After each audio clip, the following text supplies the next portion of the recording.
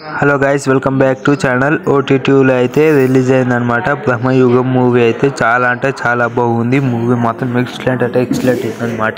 ఈ movie budget అయితే దాదాపు 27 కోట్లు పెట్టారనమాట. ఇక కలెక్షన్స్ అయితే దాదాపు వరల్డ్ వైడ్ మొత్తం పాన్ ఇండియా మొత్తం అయితే 90 కోట్లు బాక్స్ ఆఫీస్ కలెక్షన్స్ అయితే ఊచకోత కొట్టేసిందని చెప్పుకోవచ్చు. 90 కోట్లు అంటే మామూలు మాట కాదని చెప్పుకోవచ్చు. ఓటీటీలో అయితే రిలీజ్ అయిందనమాట.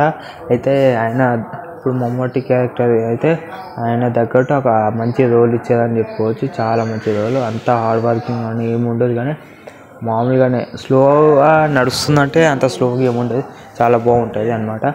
మీరు కూడా వెళ్ళి చూడండి. ఓటీటీలో స్ట్రీమింగ్ అయితే అవుతుంది అనమాట. ఓటీటీ ప్లాట్ఫామ్లో తెలుగు, హిందీ, కన్నడ, మలయాళం అన్ని 5 లాంగ్వేజ్లో అయితే స్ట్రీమింగ్ అవుతుంది.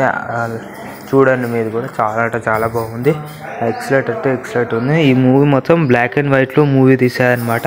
అయితే ఆ ఒక బ్లాక్లో ఉన్న సినిమా చూస్తుంటే ఎందుకు బ్లాక్ చేశారా, కలర్ గ్రేడింగ్ చేస్తే అయిపోవు కదా అనిపించింది.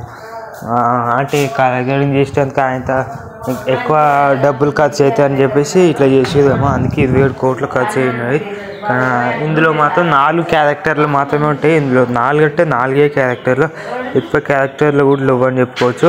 ఈ 4 క్యారెక్టర్లకైతే చాలా అంటే చాలా న్యాయం చేశారు. డైరెక్టర్ గారు అయితే 4 క్యారెక్టర్లకు మంచి రోల్ ఇచ్చారని చెప్పుకోవచ్చు. ఒకటే like, share and subscribe to my channel. Please do share.